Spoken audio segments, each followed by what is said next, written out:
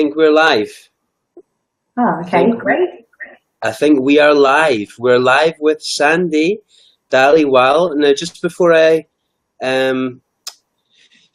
introduce to share this live broadcast to the group, because of some people in the group that will be waiting. And so if you give me 2 seconds, I'll just share it to the Travel and Teach Abroad TEFL Heaven community. We are live. Post. And there you go. It's a little bit about yourself, where and where you taught English. Okay, cool. Well, Mike, I have to say you just cut out very, very slightly, but I think you were asking me to chat about myself and where I taught in Thailand, right? Yeah. Okay, cool. Okay, so yeah, my name's Sandy. Good morning from London. I am by trade, by profession, I'm a music and travel writer, and I also work in PR. At the moment, I work for an education charity doing PR and comms, and it's an education not-for-profit, and it's all about inspiring being safe and secure online. So I work with schools. We talk to the media a lot about when there's attacks, cybersecurity attacks and things like that, and talk a lot about how you can protect yourself online. So yes, I do PR sort of stuff, but also music and travel, journo type business, writing and editing type stuff, which all came in very handy as a teacher in Thailand. So I lived in Hat Yai, which is close to the Malaysian border. It's on it's on the, I'm going to get confused what coast it's on now, but it's on the side where Krabi, Phi Phi, Phuket, it's near a lot of the islands. So when we had a public holiday, you could head over there for a long weekend and stuff. So it was awesome. Southwest, the deep southwest. Yeah, it's the deep south, but it's very beachy. So you can get to the beach at the weekend when you're living in Hat Yai, which is a big bonus for being down there. Which beach did you go to? The one in, or like more islandy type beach? Well, when we're just doing sort of having a beach day at the weekend, we would go to Songkla Beach, which was about a 40-minute scooter ride away. Otherwise, yeah, we would head on a long weekend. So many public holidays in Thailand, fortunately. We'd head off to Koh Lipe, which was one of the closest islands, or Satun. Satun and Koh Lipe in particular, because they're so secluded. It's not as many tourists down there. But otherwise, yeah, we were close to Krabi, Phi Phi. A bit further afield was Koh Phangan and Koh Samui and Koh Tao as well. But number one for sure was Lipe. It was like Paradise Island, basically. It was one of those, when you see National Geographic or you see a travel documentary about Thailand, you see those beaches, it's Lipe, it's just beautiful, and hardly anyone there too. So it's kind of the best kept. Yeah, I mean we had our very first TEFL Heaven course in Koh Lipe. Oh, did you? It was 7 years ago now, and yet it still is the most paradisical that I've ever been on. If anyone is heading to Thailand, I tell them, okay, it's a bit further away, but head to Lipe. And they're like, Lipe, I've never heard of it. So yeah, it's still not too well known either. Yeah, it's very small, isn't it? It takes like 30 minutes from one side to the other. But getting back to even, when you're talking about teaching, we were on Koh Chang. Is Koh Chang, that's quite touristy, isn't it? More touristy than Koh Lipe, but not that popular. Yeah, I felt like it was pretty, pretty chilled, pretty relaxed when we were all there all those years ago. I don't know how many years ago that was now, 2013, I think. Me and Pete did our TEFL with you guys. Was it as long ago as that? I believe it. So yeah, me and Peter, I don't know if you remember, but me and him, we left London to go and do a gap year, really, just a bit of a career break. So he works in the education sector. He was working for West London University, and I was working at a top London media agency in TV production. We wanted to leave our career behind for a little bit, go and volunteer. So we volunteered in India, travelled all around India, went back to Oz, where Pete's from. So Pete, I travelled with him for so many years, friends for so many years, and then met you guys in Thailand and had the time of our lives doing our TEFL training with you guys on Koh Chang, and it was life changing. Were you on the course from Sheikh? Yeah, I was on that one. Right, yeah. Actually, just to look back on. It's YouTube, type in TEFL Heaven Harlem Shake. Did we do another video? I can't remember. We did a few wacky things. We might do things, but I'm not sure we published them. We're pretty rubbish.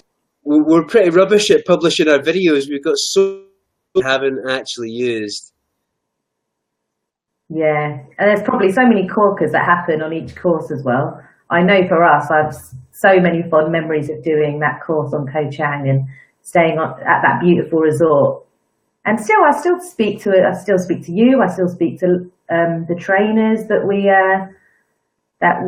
taught us. I still speak to all of them, and I still speak to a lot of people off the course. Actually, I'm actually this weekend. I'm going to visit Leeds, where Charlotte, who was on the course, I'm staying with her for the weekend. So we still do have a lot of meetups. So obviously, I feel like our group really took a lot away from the experience. We obviously studied and taught in amazing places, but we also got this bond. It's a bit cliche, but it's true, I think. It was a really good group. I really liked it. Are you talking about Charlotte? Yeah, I'm going to see her this weekend. She wanted to do a live with me as well, actually. It's funny that... Oh, wicked. I've done it, so she's got to get involved now. And she was recently down in London to visit me and Fran. Fran and her went out for really? London as well. Yeah, so we all keep in touch and see each other. Well, I mean, we do say to people who are interested in the course that you will make friends for life. Yeah, definitely. I mean, it just goes to show you that a cunning motto. So can you tell about your training and then your teaching placement? Yeah, sure. So I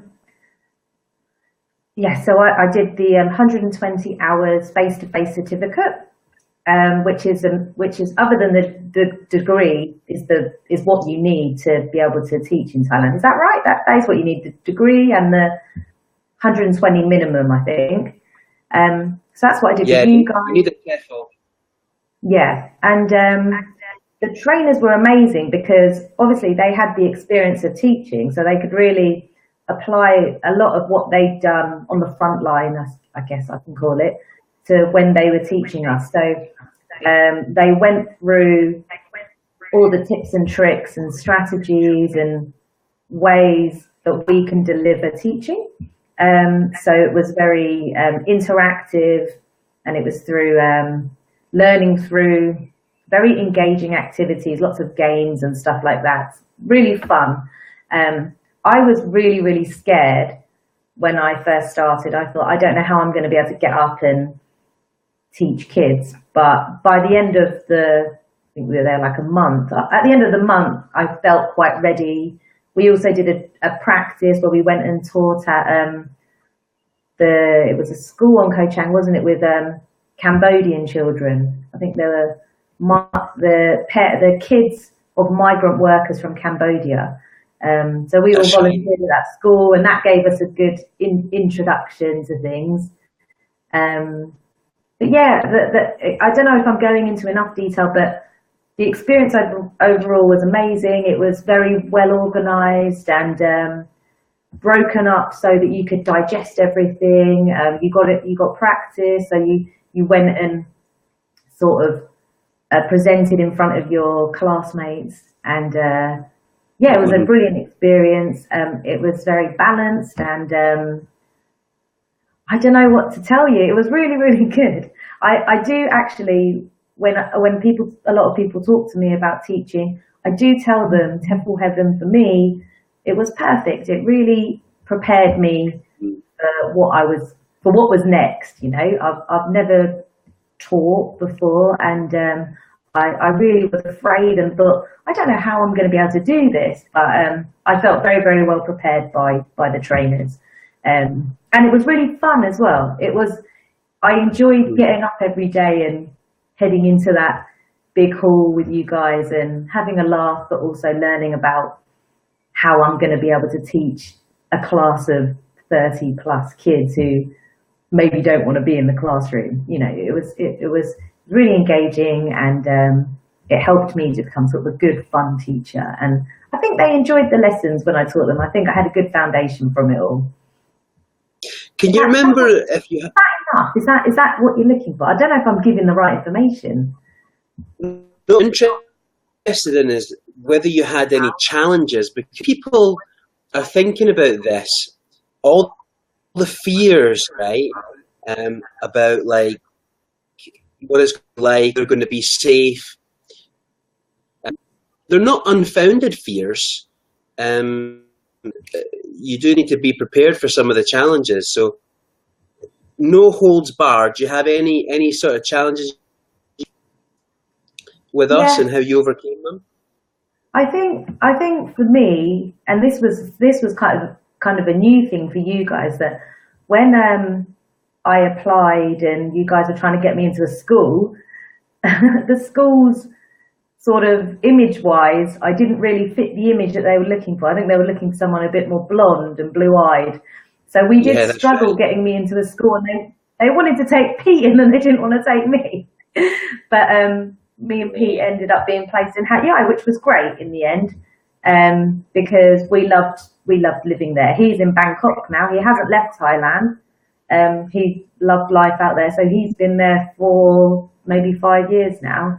So we initially went there to do a bit of a gap year, 4 to 6 months, travel around Southeast Asia and come back to London, and he's still there. So that's testament to what an experience it was and is still for him.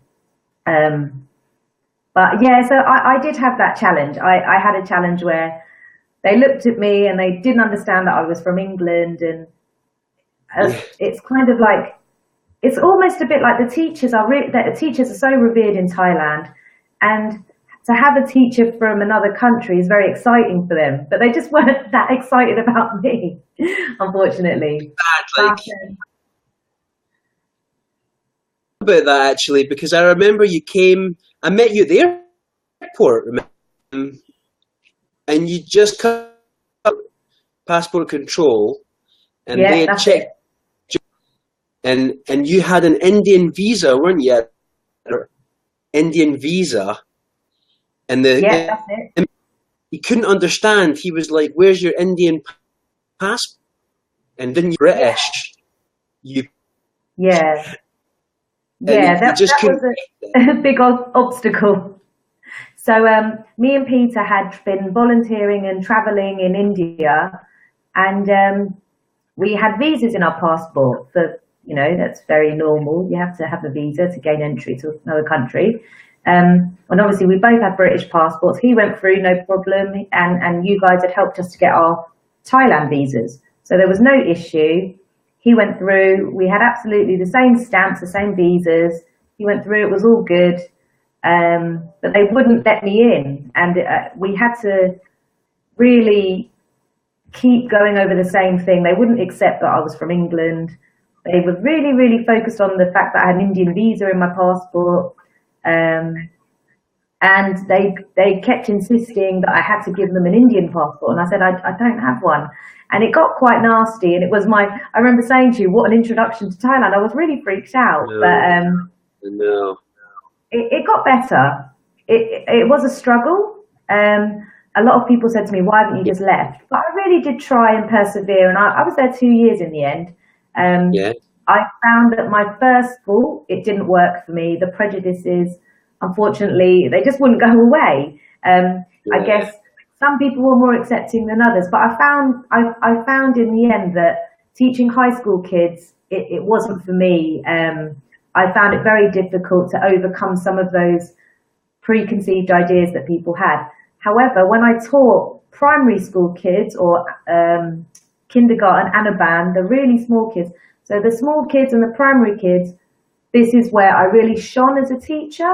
It's where all my training kicked in. You know, I did a lot of fun games with them, and they saw me as a teacher. They weren't bothered about what I looked like, how dark my skin was.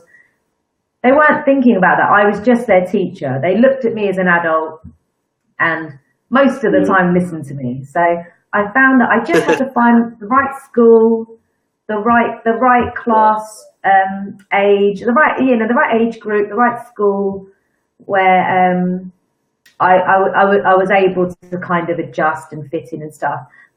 People everywhere, people are different. I found that when I taught in one school, they weren't really bothered about the appearance and stuff like that. In another school, Yeah. they were. So, and then it varied where some were okay to a degree, and I don't know. I had to just kind of, it was trial and error really. But I think that is true for everyone. It wasn't just, I think it wasn't just me that had those kind of obstacles. Someone who, you know, doesn't look like me also had to just kind of find their way too, found what worked for them. So I think everyone's got their own individual journey. But yeah, mine was a little bit hampered by the fact that, yeah, I'm very brown and it's very obvious. Yeah. So that was something that in the end, it was a good thing. I had a realistic experience, you know, it wasn't, it was real. I wasn't on Yeah. holiday where I was unaware of things happening in the country. I really truly took away something from what it's like to live in Thailand, if you see what I mean. So it was good and bad, but overall it was, you know, it was an authentic experience. I think it's to know this as well, especially if they have a origin of Asian or Black American, because like I experienced just to be frank with people Yeah. right away, tell them Yeah, you at had the no interview. idea. I told you 2 weeks before you came, right? Yeah, and I was like, She what? Because doesn't I was in know. London. I had no idea. I was like, they care about that? They don't understand? Like, I was so confused. And I So think a I lot of said, yeah, you just have to tell me. I just had no idea what to expect. yeah. So we tell people there is some discrimination in Thailand. We progressed as well in terms of our structure. Can basically place anybody now. We have partners place anybody, and they're happy and there's. But at that time when we only had one partner that was accepting of Yeah, different differences, and yeah, so but I wanted to be straight with you, and we hadn't. And I was talking. We need to call her like so she's prepared. yeah. It was nice when you rang. It was good in the end. You talked to me a lot about everything, I think, for a long time. And we had a nice long conversation and you just kind of spelt it all out for me. And I think that's what I needed, just to be prepared to know what to expect. I wanted to reassure you that I'd be able to place you because Yeah, because I I. was scared I'd have to go home.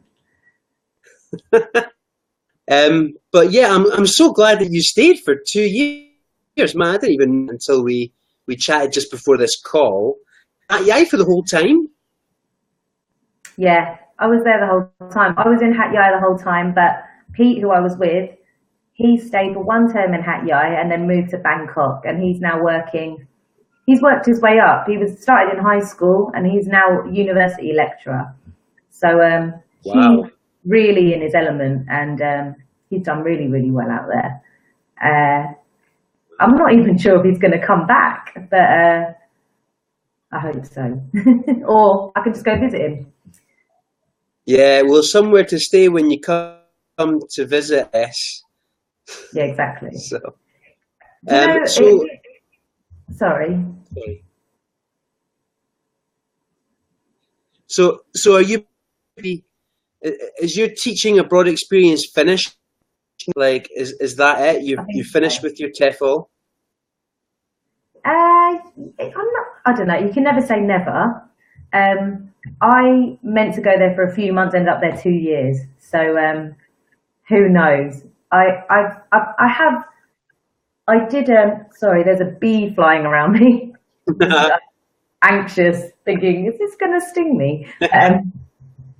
So yeah. So like I said, I'd only meant to go for a few months and ended up there 2 years. And although there were obstacles, things did get better. I found the right school, and over time, attitudes did change.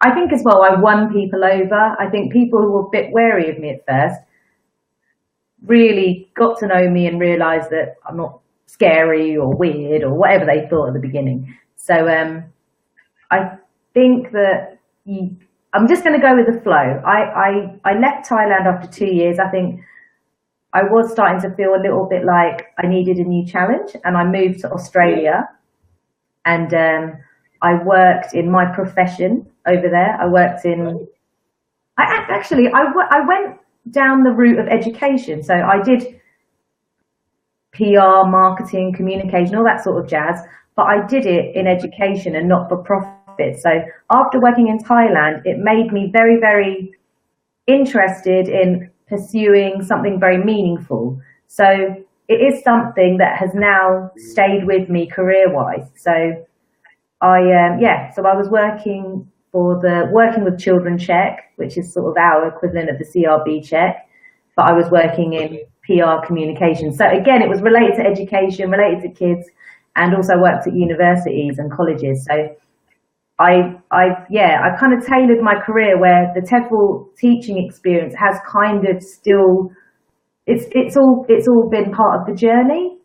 And now I'm working for an education not-for-profit in PR, but it's sort of, it gave me focus doing the teaching over in Thailand for my career sort of moving forward. And maybe I might go back to teaching again, I'm not sure. At the moment I'm back in London now, so I was 2 years in Oz and now I'm back here. But I'll probably 2 years and I'll think, oh, what next? You know, it's really nice to hear you're not doing TEFL teaching right now or teaching English as a foreign language. It sort of helped you to find what you wanted to do, like in life. And people think, well, I'll go teach abroad and then I'll come back and figure out what I want to do for my career, or maybe they have a career in mind afterwards changed. And I guess just before we finish, it's like you if you have any tips or anybody that's thinking about teaching abroad. Yes. I don't know if this is going to sound really advertising, but personally, me and Pete, we both did the online TEFL 120-hour course. I would do it as an introduction, but personally, I would go and do a TEFL course in the country you're thinking of going to. So we did ours in Thailand. With obviously we did it with TEFL Heaven with you guys. Not only did we get practical, face-to-face, hands-on teaching, teaching experience. Teaching experience from you guys, from the instructors. So we had someone every step of the way with us to kind of really prepare us. I don't think the online course really does the same thing. So I think that going over there is a great way to do it. I know you can do it back home, but you're also immersed with 20, 30 people who are having the same experience as you. Not only do you make friends, but you can kind of get feedback from them. You make a network of friends out there, a network that I still talk to. So say you're in Thailand and you've got a job somewhere, you're thinking of moving somewhere else, you can just, you've studied with however many people, you've got all of them to kind of chat to. I think I was looking for a job and I contacted you, Mike, and said, do you know if any jobs going? So the resources that you get from going and doing the TEFL teaching out there with you was so valuable, because not only did we have, the amazing practical instruction experience, we made friends, but we also, we still all talk now. So I think probably if I say I wanted to go back to teaching again, I'd probably send you an email or drop you a line and say, I'm thinking about doing it. And I know that you'd probably be able to sort of help me with that. So I guess that's my tip really, is to maybe leave the online course and try for the more practical hands-on. It gives you so many things. So that's the main thing really.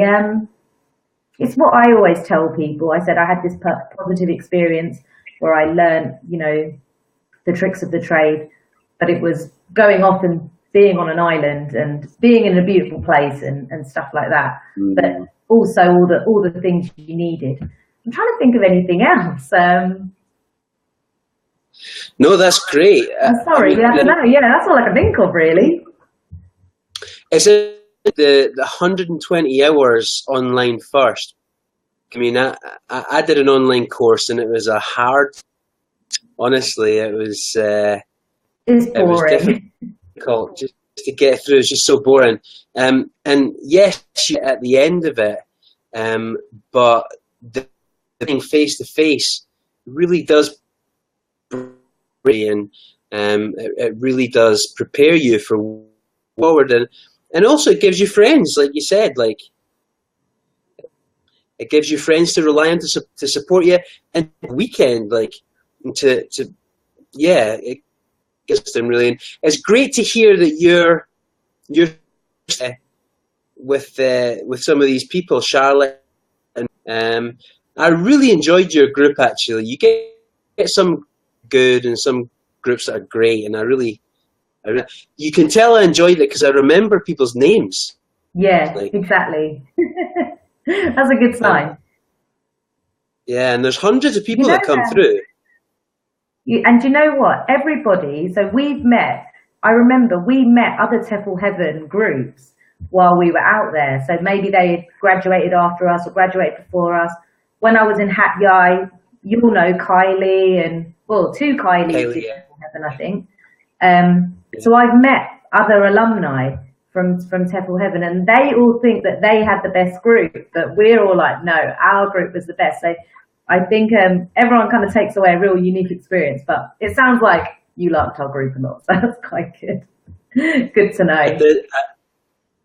Your group, and I had someone recently who just got trained, and then before they were going, she wanted to help in the office, and I was like, well, we've got video footage, why don't you try and make a video for us?